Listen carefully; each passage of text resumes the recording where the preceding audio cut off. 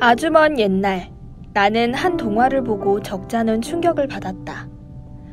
힘들어도 하라는 거 하고 착실하게 살면 결국 행복하게 잘 산다는 동화 내용 때문에. 그 이름이 뭐냐면 주인공 이름으로 유명한 신데렐라. 아버지, 새어머니, 그리고 2명의 새언니와 살던 신데렐라는 대부분의 집안일을 다 맡아서 했다고 한다. 그러던 중 무도회에 가지 못해 슬퍼하던 신데렐라는 한 요정 덕분에 황금마차와 말, 그리고 마부를 얻게 되었지. 신데렐라는 드레스와 유리구두로 꾸미고 무도회에 참석했지만 모든 걸 제자리에 돌려놓을 자정이 다가오자 황급히 빠져나왔대. 그러다 유리구두 한쪽을 잃어버리게 되는데 오히려 그 유리구두 덕분에 신데렐라는 왕자와 결혼하여 행복하게 살았더라. 는 게 우리가 아는 신데렐라 이야기. 안녕하세요. 저는 오늘 여러분과 함께 전국의 청소년 신데렐라들을 만나볼 김채연입니다. 대학생이 된 지금 생각해보면 과거에 저도 참 신데렐라 같았던 것 같아요. 어른들의 말과 행동이 가끔 이해는 안 됐지만 그들이 하라는 대로 굳이 저항하지 않으려 했으니 말이죠. 그럼 먼저 유교결님께서 보내주신 첫 번째 사연 만나볼게요. 안녕하세요. 저는 지금 서울에서 고등학교를 다니고 있는 고2 학생입니다. 저는 어른들이 왜 그렇게 나이에 집착하는 건지 항상 궁금했어요.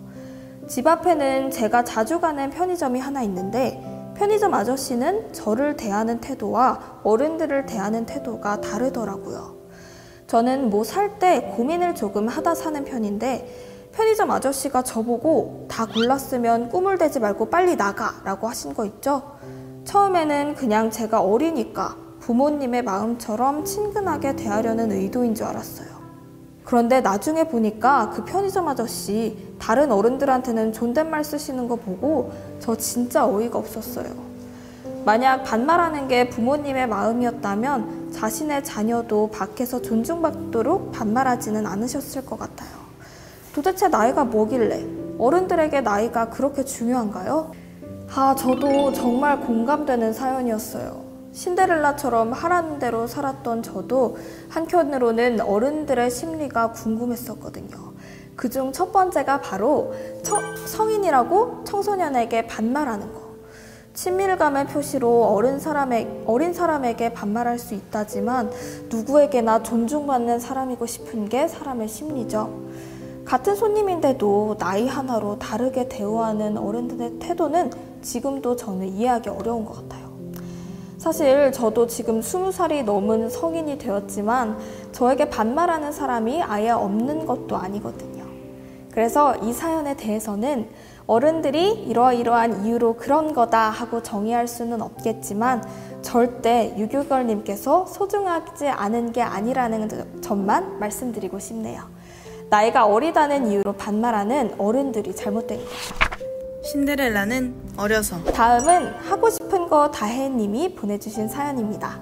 안녕하세요. 저는 이제 곧 수시 원서 접수를 앞두고 있는 고3입니다. 사실 저는 PD가 꿈인 학생인데요. 그래서 당연히 수시 원서도 미디어, 언론 정보 등의 계열로 쓰려 했죠.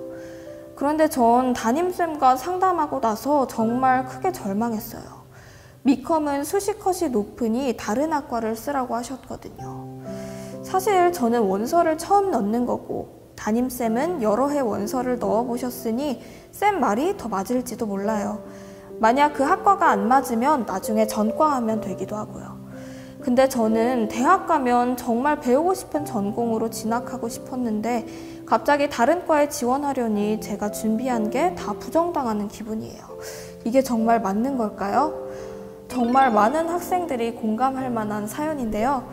아마 자신만의 전공이 있다는 게 대학생과 고등학생의 큰 차이겠죠. 대학생이 됐다고 그 전공에 대한 두각을 보이는 것도 아니지만 생각해보면 어른들은 항상 우리에게 나중에 성인이 돼서 등 미래에 대한 수식어로 타일렀던 것 같아요. 성적에 맞춰 대학부터 가고 나중에 전과를 한다 해도 미리 고민해본 사람들이나 전과를 하지 솔직히 대학 가서 진로 고민을 하기에는 많이 부담되는 게 사실이죠.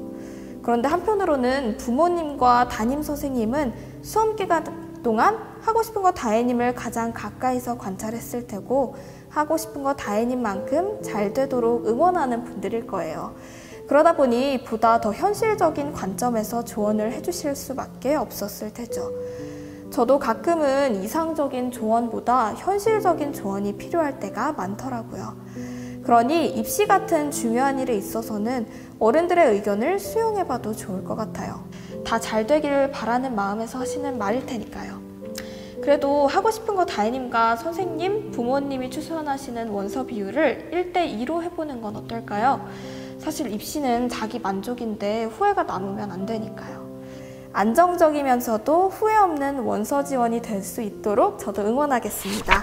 신데렐라는 어려서. 다음은 예쁜 게 죄라면 난 무기징역 님이 보내주신 사연입니다.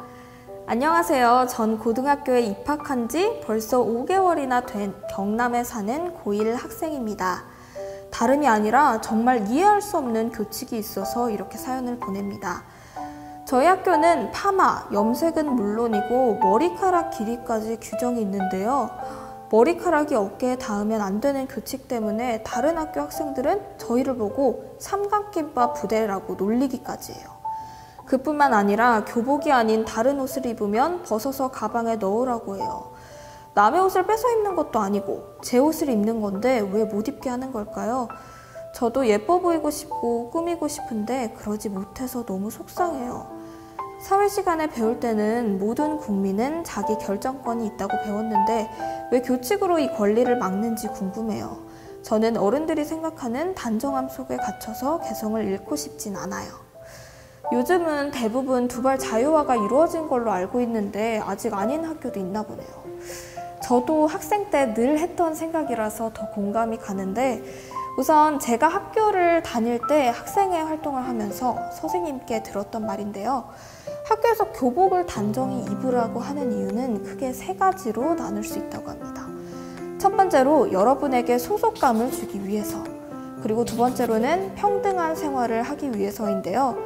만약 교복이 아닌 다른 옷을 허용해 준다면 비싼 옷을 입고 다니는 학생과 그럴 형편이 안 되는 학생이 나뉘게 되고 결국 상처받는 학생들이 생길 수도 있어요.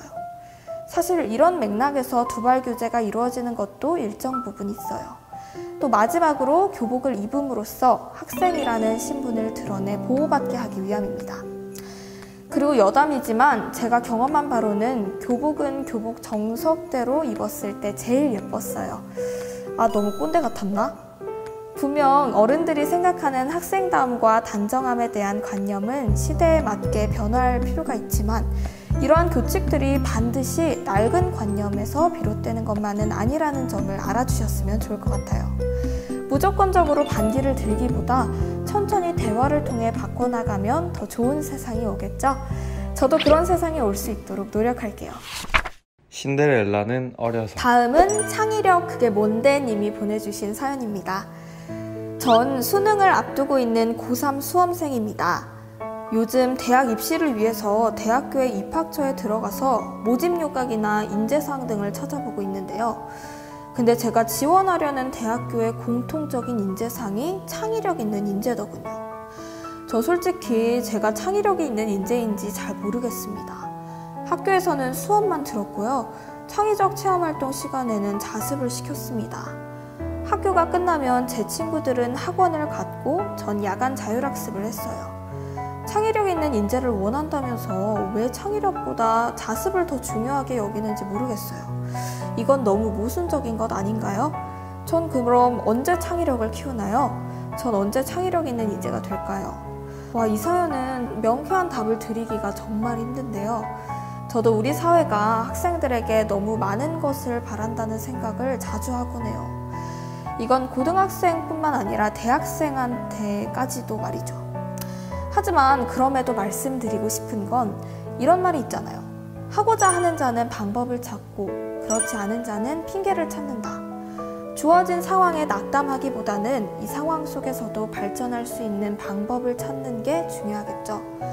고작 몇 년 더 먼저 그 길을 거쳐온 사람으로서 팁을 드리자면 수업 시간과 자습 시간에 다양한 시도를 해보는 것도 좋을 것 같아요. 한 문제를 풀더라도 답이 왜 그렇게 나오는지, 그리고 다른 방식으로 해결할 수는 없는지에 대해 고민을 해보는 거예요. 대학교에서 고등학생에게 바라는 창의력은 아주 거창한 것이 아니라 이런 학문적인 탐구를 통해 기른 창의력일 테니까요. 입시 화이팅 하시고 제가 항상 응원하겠습니다.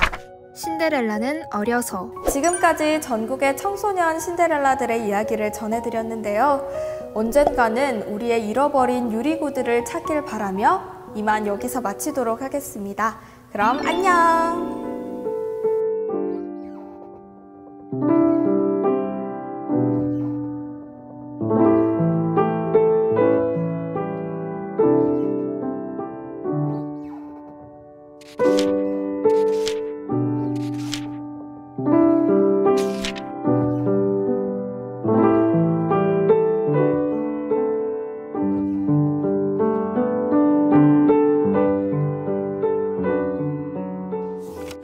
(2022) 블러썸 청소년 영상제